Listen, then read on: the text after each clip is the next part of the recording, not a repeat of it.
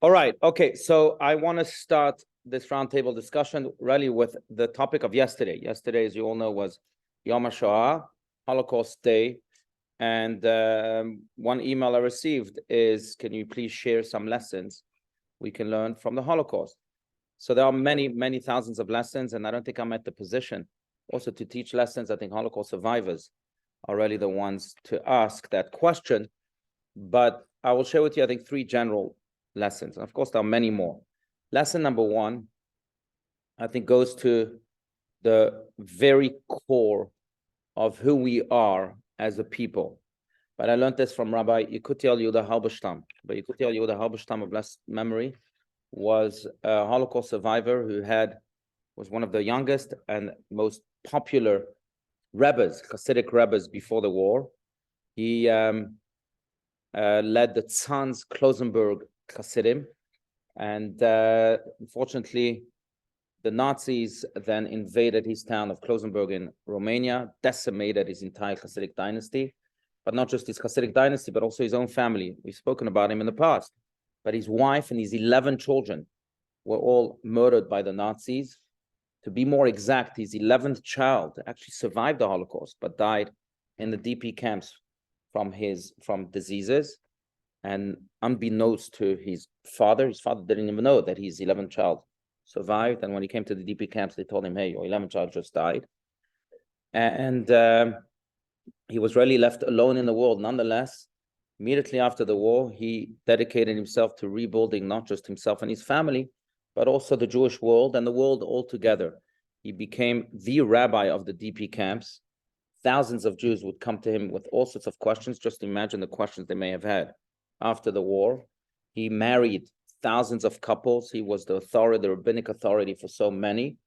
And in fact, General Eisenhower himself, who came to liberate Europe, I'm just going to switch this off, had heard about him and came to visit Rabbi Yekutiel Yehuda Halberstam.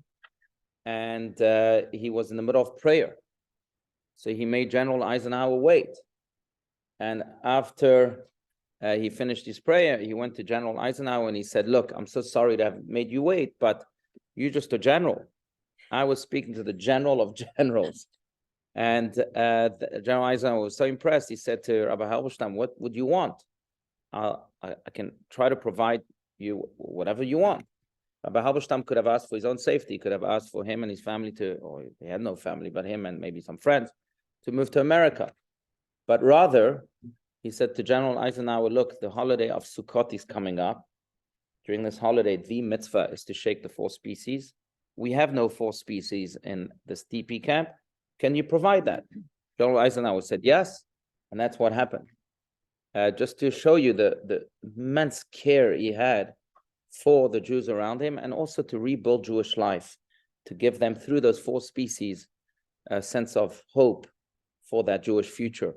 But Rabbi Yekutiel Yehuda Halberstam remarried, had 7 additional children. He then went on to build the children's hospital in Netanya called the Lanyado Hospital, which still functions until this very day, which treats everyone, Jews, Christians, Muslims, with utmost dignity.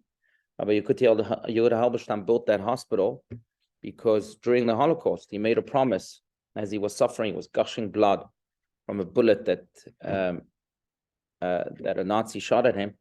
And he said to God, look, if you can help me and save my life, I will dedicate my life to saving your lives. That's why he built this hospital. And he eventually rebuilt his Hasidic dynasty. Today, there are tens of thousands of Tzanz Hasidim around the world. And he was truly a holy man, and many miracle stories about him. He died in 1994, just 6 days after the Lubavitcher Rebbe passed away. But one of the things he taught is that there is one thing that he misses. Just imagine, one thing he misses from the camps. What can you miss? You missed the food, there was no food. You missed the clothes, there was no clothes. You missed the warmth, the blankets, there were no blankets. What can you miss? And he explained, I miss those moments in which we were led to labor, to torture, and they would shave us. They would rob us of our clothes, of our hair, everything. And we were there standing next to each other, freezing. We warm each other just by holding hands. And then no one could tell who was who. They don't know I was a rabbi. They don't know who was secular, who was religious, who was reform, who was conservative, who was orthodox. We were just brothers and sisters. That's what I miss the most. I think that speaks to the very core, really, of one of the great lessons we can take. And that is that Hitler didn't differentiate between types of Jews. And that is because, indeed, we are all one. We all come from the same collective soul. Unfortunately, we've formed all these labels and all these separations and divisions, which really should not exist. Even, dare I say, even the labels of conservative, reform, orthodox, ultra-orthodox, reconstructionist, humanist, so many others. Why? Because these are new labels. They are 300 years old, more or less, in Jewish history. That's considered new. Moses wasn't orthodox or conservative. We've said that so many times. But they felt this, they knew this at the Holocaust. And Rabbi Allouche was really hoping for that day to come back in which we can see souls, not just bodies. We can see what unites us, not what divides us. We can see the beauty in each other, not that which makes us different. And that's one big lesson we ought to learn from the Holocaust. Another lesson we ought to learn from the Holocaust, I believe, comes from Viktor Frankl, who too was a Holocaust survivor, who wrote Man's Search for Meaning. That is one of the most best-selling books in the world. I think it sold 25 million copies until today. It was translated in many, many languages. But he wrote this book, as many of you may know, based on his observation at Auschwitz. He asked himself the simple question of why is it that people are choosing to wake up in the morning? After all, everyone's suffering so much, they could just put a bullet to the head, or that many had cyanide pills. They'll just commit suicide or have a Nazi, come to a Nazi and say, kill me. You want to kill me? Kill me. What made them live? What made them wake up in the morning? And he replied so powerfully, and he coined this phrase, saying that is because if you know the why, you can deal with almost any how. And he explained, if you know the why are you living? If you know your purpose, then almost any how can be dealt with. You know, Mark Twain famously said that the two most important days in a person's life are the day he or she is born and the day he or she discovers why. But what does that mean? That means we each have a purpose. Some purposes are temporary. Today I have a purpose. Next few days I have a purpose. Next weeks, months I have a purpose. And some are life purposes. But if we know the why are we living? Why did God send me to this world? What is my mission? Then we'll be able to deal with almost any how, because I have a purpose that is greater and that really lifts me above any type of challenge. That's another lesson I think we ought to learn from the Holocaust, and specifically from Viktor Frankl. And by the way, he rebuilt he was one of the most famous psychologists before the war. He went against his own teachers, Sigmund Freud and Carl Jung, because he had this whole new theory of logotherapy. I'm not going to go into it, but that's what gave him a lift, that observation, a lift to his whole career, which really transformed the world. As mentioned, 25 million copies of Man's Search for Meaning were sold until today, and maybe even more. But that's lesson 2. Lesson number 3, I learned from all of the Holocaust survivors, not just Rabbi Allouche and Viktor Frankl.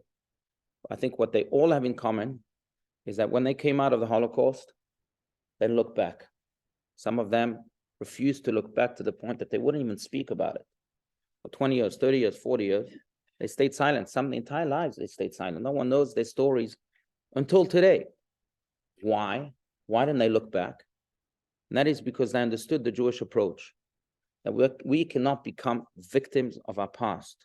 We can be shackled by any type of suffering that may have happened. We are forward-looking. We are construction-oriented. Destruction was experienced. Best response is construction. If yes, we may have been decimated, then it is our duty to rebuild ourselves as much as possible and as soon as possible. That was their approach. And that, I think, teaches us volumes about how to deal with our own challenges, our own pain. Because, as they say, it's not pain that causes pain. It's the stories we tell ourselves after we experience pain that causes pain. After we experience pain, we say, oh, we're such losers. Oh, we blame it on the world. Oh, life sucks. And the world is falling apart. And it's the stories you tell yourself after you experience a challenge that cause the pain. It's not the pain that causes pain. By the way, that's one thing we can learn from animals. I was just in South Africa. And if you go to the safaris of South Africa, sometimes you're lucky enough, as they say, to witness a kill. You know what a kill is? When one animal kills another animal, that's part of nature.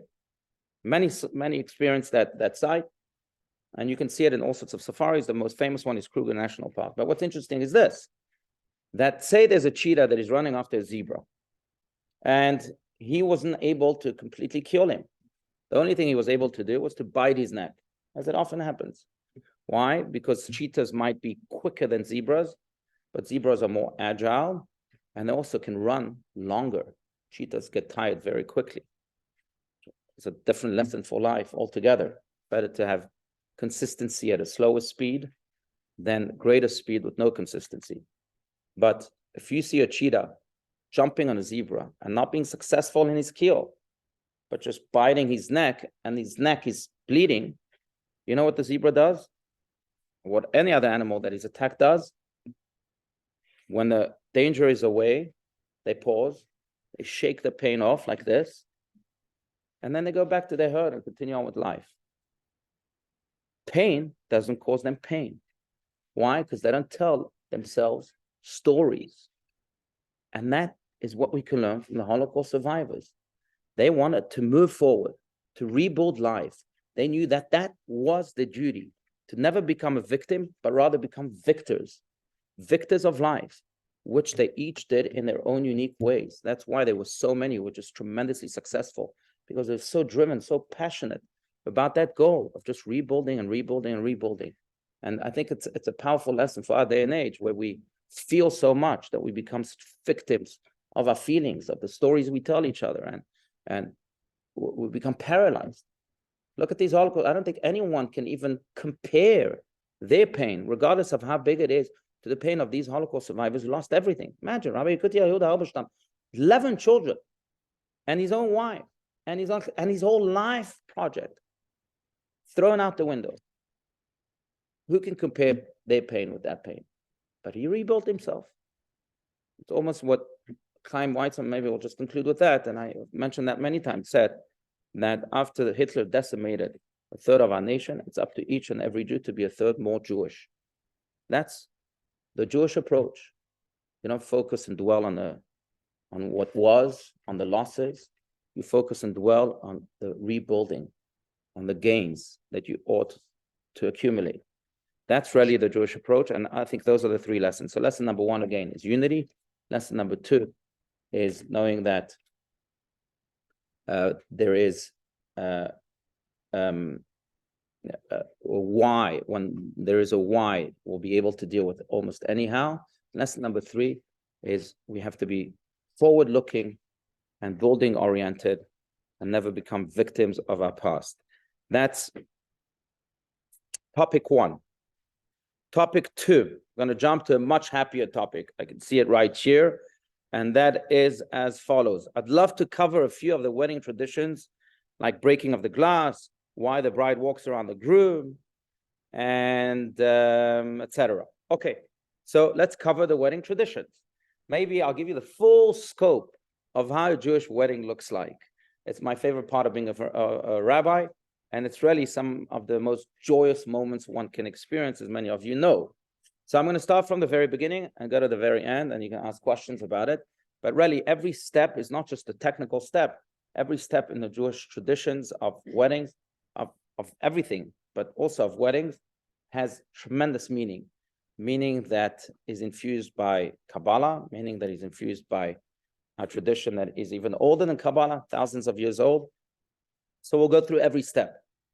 Step number one doesn't start with the walking down the aisle as it is maybe in other places. Step number one really starts beforehand. And that is that before the chuppah ceremony is conducted, the bride and the groom gather in a room in order to sign the ketubah. It's called ketubah signing. The ketubah signing is about what? Say that. Yes, please.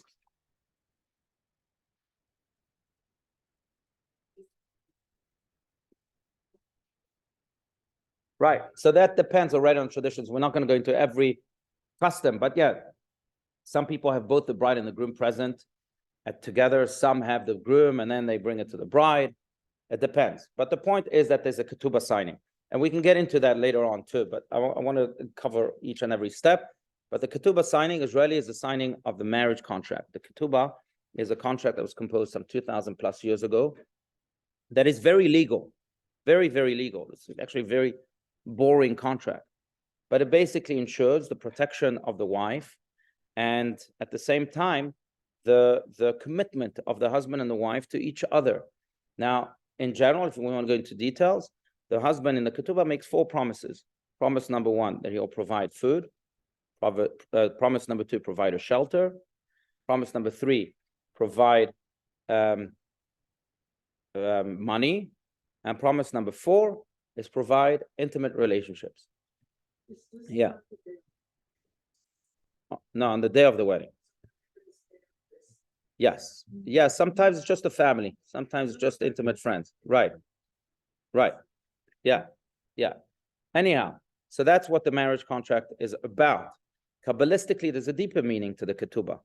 The ketubah really means, the word ketubah means script, ktav. But they also say that it's a combination of 2 words.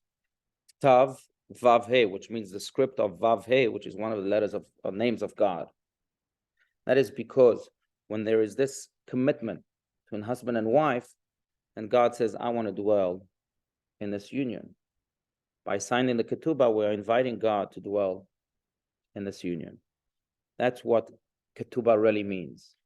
And that really is consistent with the teaching of our sages that say that if a man and a woman merited, ish ve'isha zachu, shkina shora beinehem, the divine presence comes to dwell among them, in between them. And the sages are very particular in choosing the word in between. Because if the husband says, I'm right and you're wrong, or the wife says, I'm right and you're wrong, and there's no in-between space, then God says, I'm not dwelling there. But it's the space that we make in between one another in which God can come and dwell. And that's what the ketubah is. It's creating that space. One of the great rabbis of Israel also passed away a few years ago. Rabbi Menachem Fruman was the chief rabbi of the city called Tekoa. And very often, he was very controversial in many ways, and therefore he had journalists knocking at his door almost every week. But very often he would tell these journalists, you came to see me? I can introduce you to God. I'm not interesting. And I would say, what? Introduce us? Yeah, you can even have his autograph if you want. Right? Trust God. And then he would go to his wife and put his arms around her. And he would say, you see God in between us. That's what God is. But that's really the idea of the ketubah, creating that in-between space. And then God says, Ktav vav he, I'll come and dwell. That's the ketubah signing. Ketubah is signed by 2 witnesses, because again, at the end of the day, it's a legal document. So 2 witnesses come and legalize it, validate it, and then we move on to the chuppah ceremony. That's step 1. Step 2, before the chuppah ceremony, and that's just a custom. Sephardic Jews, for example, don't do this, but it's about 100-year-old. So it's become a custom among many, many Jews, and that is called bedekin. Bedekin is the custom in which the groom then goes and veils and unveils the bride, or unveils or veils the bride, depending on the custom.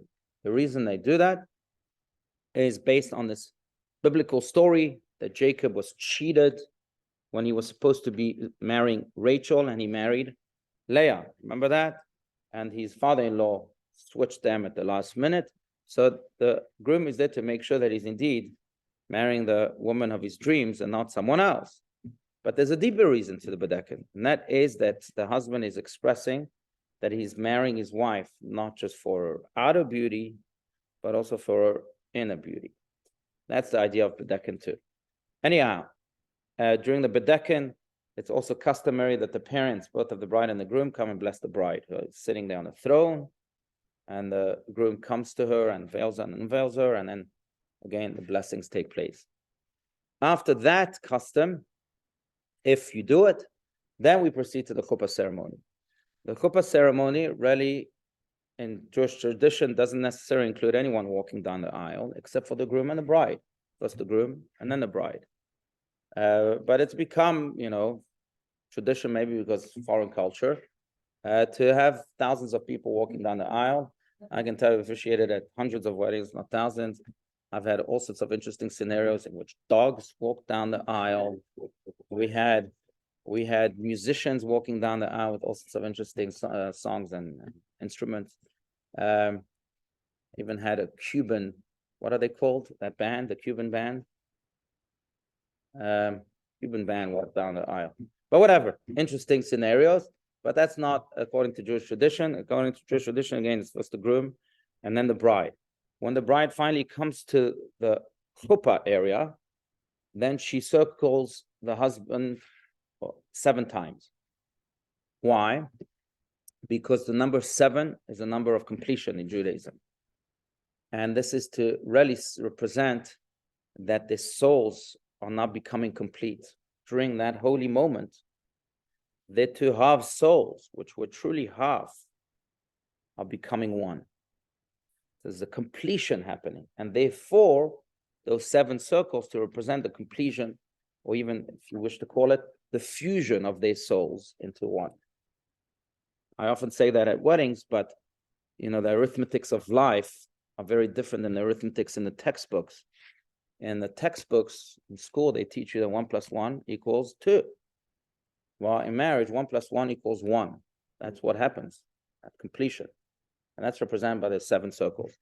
Additionally, the Kabbalists also explain that the 7 circles represent their complete adherence and the continuation of the chain that began with Abraham, Isaac, and Jacob, our forefathers, and our mothers, Sarah, Rebecca, Rachel, and Leah. There you have the number 7 again. So by circling the groom 7 times, they also connecting themselves to that everlasting chain of the Jewish people founded by our fathers and mothers. Yes. Yes, 7 days of creation. There you go. That's the other idea of completion. Yeah. That's right. Very good. So that's that. Now, by the way, that's a custom. A lot of these things are customs. There's a Kabbalistic custom. It began 400 years ago, but most people do it these days. Now, after the bride circles the groom 7 times, then she stands at his right. The way they are positioned that differs. The traditional custom is for the bride and the groom to face the crowd. So that the groom is here, the bride is here, and the crowd is here. The less traditional custom is for the bride and the groom to face each other. Some have stage fright, so they completely have their backs to the crowd. Really depends. There's no real law right here. But anyway, they then situate themselves, and then the ceremony, again, customarily begins with a moment of silence. Why? Because we are there to first and foremost welcome the souls of the relatives of the groom and the bride who come down from the heaven to participate in their relatives and their descendants' joy. The Kabbalists say that up to 10 generations, all of these souls come down. And they are there. They are blessing the bride and the groom. And it's a very intensely holy and special and just goosebumping moment. Yes. I've never I've not been to a wedding in this country. Does the rabbi make mention of that? Usually, yes. Usually, yes.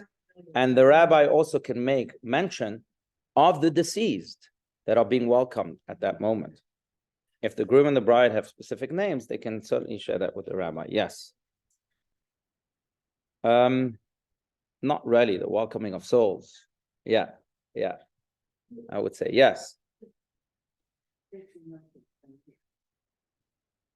That's a good question. That also depends on the customs. So the most traditional custom is for the 2 fathers to walk with the groom, and the two mothers to walk with the bride. The less traditional, which is still traditional, is that the parents walk with each of their respective children. And I had me and my son's father-in-law walk together with him, and yeah. Okay, so that's that moment of silence. After the moment of silence that the souls came and really blessed the bride and the groom, then it's up to the parents to bless the bride and the groom. And the custom usually is for the parents of the bride to go to the bride and place their hands on her head. And same with the groom, the parents of the groom come and place their hands on the head of the groom, and they bless them with words of the heart. There's no script for this blessing. Bless them with whatever they want to bless them, whatever comes out. Now, all of these blessings, by the way, are in tune with the teaching that this is really the holiest moment in the bride and the groom's life. Why? Because they're becoming one, and therefore the creation is new. They're as holy as a 1 minute old baby. Can't get holier than that.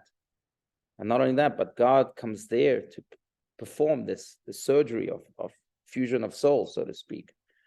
So God is very present. They are as pure as it gets. And therefore, all these blessings in order to really empower the new creation. So that's the parental blessing. Then you have the Cohen blessing. Cohens are endowed with the power to bless, according to Jewish tradition. And therefore, if there's a Cohen in the room, or if there are Kohanim in plural, many Kohanim in the room, then they come and they, out loud, they share their blessing, the Cohen blessing, with the bride and the groom. After the Cohen blessing, then according to the Sephardic custom, some do it at that moment, some do it later. But there's another blessing, and that's the blessing of Shechianu over a new talit by the groom. And some have the custom to take this talit and cover both the bride and the groom with this talit as if God is blessing them. Talit is in a way God's hug. So God is embracing them. Some do it then, some do it after the ketubah reading, which we'll talk about.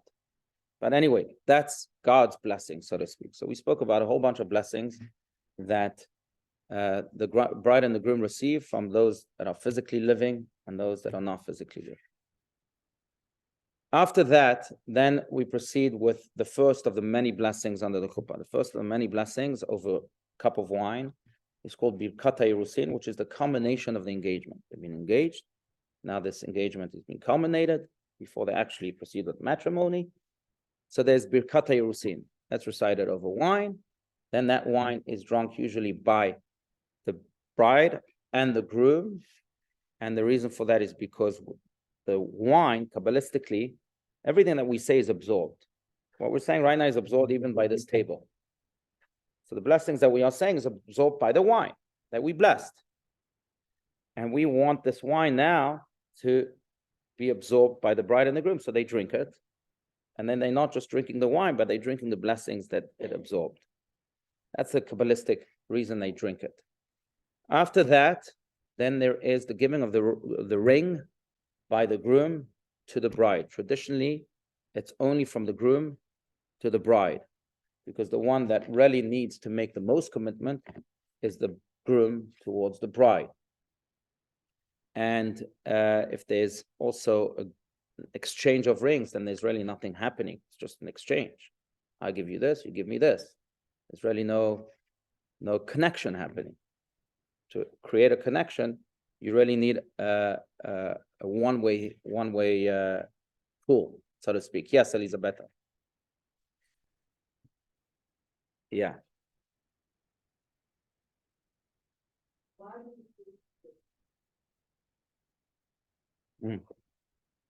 Very good question. Very good question. So, okay, good. So we're going to talk about this. So, let's talk about the ring first, and then we'll talk about these little steps. So then the groom pulls out a ring. Sometimes that honor is given to someone else, a brother of the groom or whatever it may be. He presents the ring. I've had dogs come with rings like that on their heads also. Present the ring to the groom, whatever. You have all sorts of interesting traditions. I did. For a few things. For a few things, I say no. Yeah. That's right. But my philosophy is, if you can say yes, why say no? But anyhow, so then he presents the ring to the bride. The ring itself has to be completely circular, can be like a square ring, and it's got to be completely smooth. Kabbalistic reason for that is, number one, because this ring really represents the endless cycle of life that you're entering into now with your bride. So we want it to be circular, but also it represents this link that you are adding to this everlasting chain that began again with Abraham, Isaac, and Jacob, and Sarah, Rebecca, Rachel, and Leah. So you're representing that connection that you're having, that vote for a Jewish future with this ring that is completely circular, just like in a chain. Now, in addition to that, it has to be completely smooth to represent that indeed the cycle of life should be as smooth as possible, should be as painless as possible. So therefore, the smoothness of the ring. The color of the ring, according to some Kabbalists, should be white gold, not red gold. Red is the color of justice. Maybe that's why it angers the oxes in Spain. But white is the color of purity. Therefore, white gold. Gold is the most preferred type of material, and therefore gold. But okay, that's the ring. Then the bride will take out her index finger, like you just pointed out, and the groom will then say a few words that sound like Harei At and Mekudeshet Li Tabat Zu Kedat Moshe v'Yisrael, that we have become one. You are now one with me.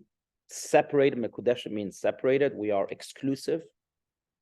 That's it. There's no going from boyfriend to boyfriend, girlfriend to girlfriend. We're exclusive. Mekudeshet. And as Kedat Moshe v'Yisrael, as is the tradition, as is our heritage of Moses and Israel.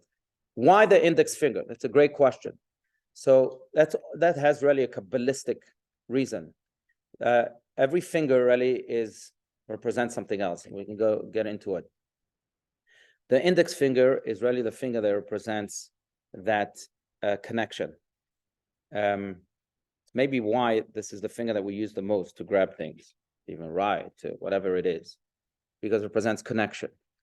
So in order to reflect this deep connection that is happening between the bride and the groom, then the bride takes out the index finger. And then, but by the way, the ring doesn't have to stay there. Immediately after this little ceremony, she can transfer it to any other finger that she wants. Yeah. Yes.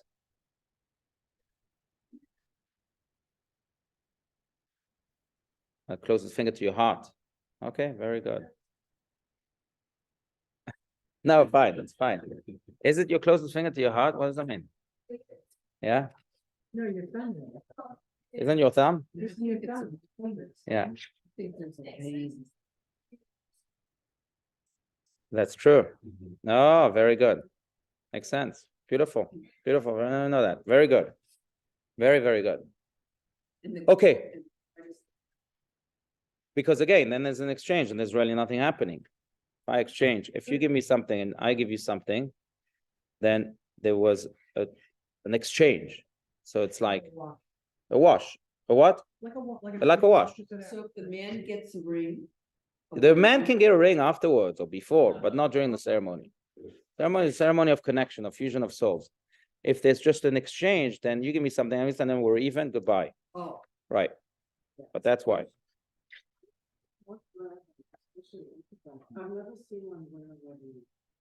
Oh, that's a good question. I can tell you what I told my wife. I want a piano instead of a wedding ring. So I got a piano instead of wedding ring, and she was just fine with it.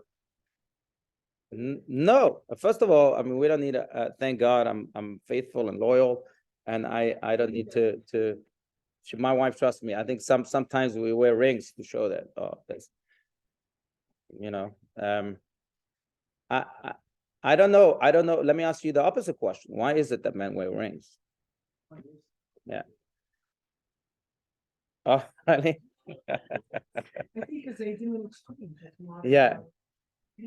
I don't know, but I will tell you this, whatever the reason is, I don't think it has any basis in Judaism, in our tradition. Yeah. All right. Sorry?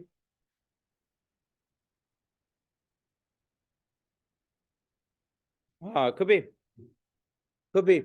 I don't know. Let's find that out and then we can have that discussion. Yeah, yeah. Anyhow. Yeah. Okay. È possibile. Forse. Okay. The next step. So we had the ring. Then there's the ketubah reading. Remember, we signed it beforehand. Then there's the reading of the ketubah. Someone is usually called up to read the ketubah. Why? Because as mentioned, in Judaism, we believe that words have power. And words carry energy. The words of the ketubah carry the energy of love, of commitment, of respect, of oneness. We want to envelop the bride and the groom during this holy moment with these words to create this energy around them and in them. And therefore, we read the ketubah. It could be very, very boring because the ketubah is written in Aramaic. Most people don't even understand it. But if we understand the reason behind that, then we'll be maybe able to connect to that better. Really, we are showering the bride and the groom with this energy that is unparalleled, an energy of commitment, of love, of respect. And that's why we read the ketubah. It's also to validate the ketubah. When you say something, it validates it. And we want to validate the ketubah, that which was signed. And we want to make sure that the bride and the groom still agree to it and there's no going back here. That's a more technical reason. After the ketubah is read, then the most traditional custom is to go directly to the 7 blessings, which we'll talk about. But many, many people have the custom in which then the bride and the groom can speak to one another. They can sing songs to one another. I've had people grooms and brides take up guitars, write poems to one another, and do all sorts of things, which can be interesting, to say the least. The rabbi also then usually says a few words to bring meaning and tradition to, and good wishes and blessings to the bride and to the groom. But it's a time in which, again, words are recited, either by the bride and groom, by the rabbi, sometimes by other family members, or by all of them all together. After that, then we proceed with the 7 blessings. Bilkot Nisuin, of marriage. How many blessings? 7, as mentioned. Why 7 again? There you have the number of completion. What's interesting is that the first 2 are recited together. That's really for a halachic reason, because the blessing of Hagefen over the wine has to be connected to the blessings of wedding. And therefore we say Hagefen together with the blessing of the wedding, so that it comes in one package. But 7 blessings are recited, but because the first 2 come together, so really there are 6 honors given out. Now the 6 honors can go to anyone and everyone, friends, family, relatives, strangers, enemies. Anyone can say those 7 blessings, and they are called up one by one. I will say this, they have to be said in Hebrew, but I've had ceremonies in which they were also said in English. And they're also said in French and in Italian and in Spanish, and you can add whatever language you can add. Anyway, you have those 7 blessings, which are beautiful blessings, which talk about really the essence of marriage. After the 7 blessings, then the ceremony concludes with the breaking of the cup. There are really multiple reasons why the cup is broken with the foot of the groom, but the primary reason is because it is one of the most important ideas of Judaism, and that is that as self-oriented we can be, we can never forget about the world around us. And this is a moment of profound personal joy. And during that moment of profound personal joy, I might forget and even abandon the world and the pain in the world and the people that still need our help, and especially the people that are dear to the Jewish people, the people of Israel and the city of Jerusalem that has yet to be rebuilt. So we say to ourselves, okay, we're very happy right now, but let's not allow ourselves to sink in this happiness, but let us also remember the pain of our nation and the call and the hope that Jerusalem is rebuilt. That's why also before the groom breaks his glass, then he says the blessing of Im eshkachech Yerushalayim tishkach yamini, which comes from the book of Psalms, in which he says, if I forget thee, O Jerusalem, my right hand will be forgotten. But again, it's to remember Jerusalem. The other reason the groom breaks the glass is because in breaking the glass, you have the secret of a happy marriage. Why? Because in life, glass breaks. Spaghetti hits the fan from time to time. The big question is, how will the bride and the groom react when they face those moments, when glass breaks? If they start a shouting game and a blaming match, then the marriage will suffer. But if they shout Mazel Tov thereafter, as they're about to do after the breaking of the glass, and say, oh, there must be a blessing in this curse, there must be an opportunity in this crisis, then they'll have the secret of a happy marriage. And that's why they break the glass and then shout Mazel Tov to remind them that each time a glass breaks in their lives, they too should shout Mazel Tov each and every time. That's the deeper reason. If you want to crack a joke, which I sometimes do, depending on the crowd, but you can say that the groom breaks the glass. Why, Janet? The only time he's gonna put. That's the last time he's going to put his foot down. That's it, exactly. After that, then the wedding ceremony ends. The bride may kiss the groom may kiss the bride. However it goes, that's an American tradition. It's not a Jewish tradition. But there's one last thing after this wedding ceremony, chuppah ceremony, and that is also not performed by every Jewish group. Some Sephardic Jews don't do it, but it's called the yichud room. And when the bride and the groom then are escorted to a room where they are completely secluded. In fact, the two bodyguards that they pick to watch that no one comes in, comes out, first have to go into that room to make sure that there's no exit, that there's no open window, that everything, that they are indeed completely secluded. And then they stay outside for about 8 minutes. But the reason for that is so that they can really just absorb this moment. People think they do all sorts of things there in that room. They don't do anything in that room. Really, that moment is just they eat, that's right. Especially many have the custom to fast on the wedding day, etc. So they eat and they just celebrate one another. We don't want to allow the bride and the groom to take the holiest moment of their lives and allow it to dissipate like this and forget about it. You want them to absorb it, to soak it all in before they are attacked by everyone in the crowd. So they go to that yichud room. They really are one with each other. They consolidate this union, and then they can move on. So that's why the yichud room. Yes.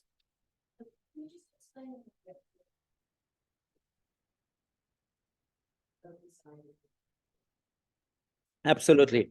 Good point. So the chuppah itself, how the wedding ceremony and where the wedding ceremony is performed is interesting because it is indeed performed under a chuppah. The chuppah is a structure with open walls completely to represent indeed the openness of this marriage. Not that they are engaging in an open marriage, but what I'm saying, they're engaging in a marriage that is open with hearts, open souls, that they are completely transparent with one another. It also represents this idea that they are committing to establishing the same home that our forefather and mother had. Abraham and Sarah had a tent that was open on all of its sides. Why? To welcome guests. Because it's a home of kindness. It's a home that faces outwards. It doesn't face selfishly inward. That's another reason. And yet there's another reason yet, and that is that the chuppah itself is really chuppah in Hebrew means covering, chfof, but it is also God's covering of the bride and the groom. And God's covering is a covering in which he will cover you not just on the inside, but also on the outside. In other words, he comes to cover you not just where you are, but everywhere. And thus the walls are completely open to represent that this covering of God is really everywhere you go. The top is not open. The walls are open.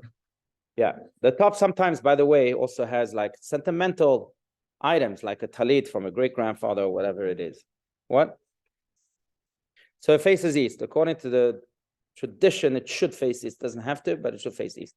Another thing about the chuppah is that it should preferably be, not always, but preferably be outside, under the stars of the heavens, to represent that we wish the bride and the groom to be fruitful and multiply and have as many children as the stars of the heavens. Yes. Yes, in a way, yes. A little different, but the kippah is more of a reminder that God is on top of you. Here, it's more of a statement that God is blessing you. Yeah. Yes. When you said the ketubah is in Aramaic, so when did the ketubah begin, the concept of it? And was it ever, why is it always kept in Aramaic and not translated to Hebrew? And are there other traditions that the Aramaic was never changed, that we keep the Aramaic? And Yeah. for what reason? Right. A good question. So yes, it was written about 2,000 years ago by the Talmudic sages. The most prevalent language shortly after the destruction of the temple was Aramaic, because they ended up in Babylon, and that's the language they spoke. And therefore, it's in Aramaic. To maintain the tradition, it continues to be in Aramaic. It's also almost a commitment to keeping that tradition, that when you are writing the ketubah in Aramaic, what you are saying is that I'm accepting the baton that has been passed to me ever since the time the ketubah was written. So that's that. There are many other prayers that are written in Aramaic. Some it's because of when they were composed, but some also, like the Kaddish, or parts of Uva Letzion that we say every morning. Some as because the angels are the ones that accept our prayers and bring them then to God. When we pray, angels accept our prayers. The only language the angels understand is Hebrew. They don't understand Aramaic. So when an angel receives an Aramaic prayer, if it was a Hebrew prayer, he could say, oh, it's not a worthy prayer, I'm not bringing it to God. But if it's an Aramaic prayer, he can't say it's not a worthy prayer. He doesn't understand it. He's got to bring it to God. As we say it in Aramaic. Yes.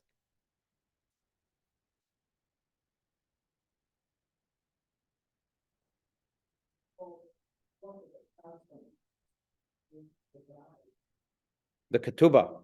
Yeah, I said, yeah. Promises, financial promises, yeah. Yeah, we said so. Absolutely.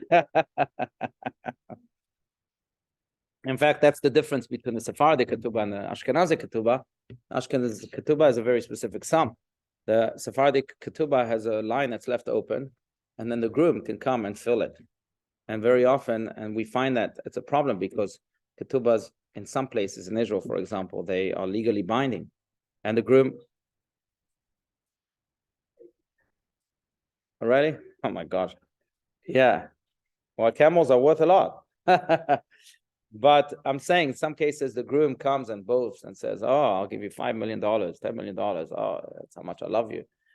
And then, God forbid, a divorce happens, and then he's got a... Can you what? Oh, yes.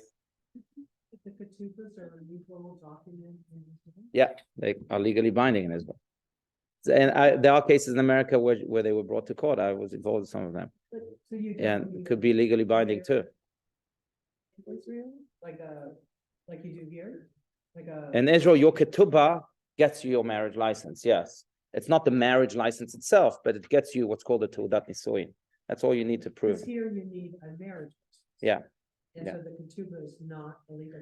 No, it's a separate document. In Israel, they link to one another. And am I correct, it is a non-blood relative? That's right. Good point. And yeah. Is that biased? The witnesses of the ketubah, exactly, cannot be relatives. Why? Because they could be biased. Exactly. We want them to be as objective as possible, like any legal document. Yeah. All right. Yeah. So, there's Hashem, when my son gets married, I'm not going to remember what you told us, but God. Well, Sarah has notes. You can ask her. Yeah. This is recorded also. We'll send you a YouTube link. Yeah. So you can remember. Yeah, but remember, you don't make that decision. Your son has to make that decision. I always ask if someone asks me to marry them, I say, is that your decision or is it your parents telling you? Because if it's your parents say, I'm not marrying you. Yeah. What? Yes, absolutely. Yeah. Is it your decision? The groom and the bride, you both want me to marry you? Or is it your parents telling you? Because if your parents telling you, I'm not interested. Yeah. Okay. All right. I have other conditions and I have other no's, but we're not going into it. All right. The final topic here, I just want to touch upon it because I know time is almost up, but it's about prayers. So maybe we'll touch upon it in the next roundtable discussion. We can elaborate on it. But during our last class, we brought up the subject of prayers, morning, afternoon, and evening prayers, and maybe some that I can suggest. So let's be very brief about this. In the morning prayer, if I had to pick one prayer from all the morning prayers, I would pick the Lubavitcher Rebbe's favorite prayer. His wife was once asked, "What's your husband's favorite prayer?" She said, "I don't know. Let me ask him." She came back the next day and he said it is the Modeh Ani prayer, the prayer that you say as soon as you wake up in the morning, the prayer of gratitude. Say, "Thank you, God, for restoring my soul in me and for having faith in me." When you are grateful, you're happy. When you're entitled, you're miserable. It ensures the happiness of your day. That's morning prayer. The afternoon prayer, I would really pick the Amidah prayer, entire Amidah prayer for the afternoon. Why? Because the afternoon prayer is a unique prayer. Afternoon prayer is not called the afternoon prayer in Hebrew, as opposed to the morning prayer, that's called the morning prayer. Evening prayer is called the evening prayer. Afternoon prayer is called the gift prayer. Why? Because when God sees that you are stopping everything in the middle of the day, you might be in the middle of a business transaction, in the middle of carpooling, or who knows what. You're busy. Everyone's busy during the day. Unless, not everyone. Most people are busy during the day. So when God sees that you're stopping everything just to give him that gift, just to say, "Thank you, God," or to connect with him, says, "Wow, that's the greatest gift." In the morning, maybe it's just selfish. You just need me. In the evening, also, maybe you felt bad about something during the day, whatever. You also need me. Yeah, you don't really need me. You're busy, and you're still finding time for me. That's the greatest gift. So I would say the entire Amidah prayer. In the evening prayer, I would say the Shema, and the prayer that precedes the Shema that we've spoken about, which we call the letting go prayer, in which we forgive everyone that may have hurt us, physically, emotionally, spiritually. We even say in this reincarnation or in a previous reincarnation. Why? Because you cannot say hello to the freedom of the next day until you've said goodbye, hatred, goodbye, resentment. That's just the way it is. You can't really embrace the newness and the blessings of every day without letting go of the shackles of the past. So I would say that letting go prayer, the Shema. Yes.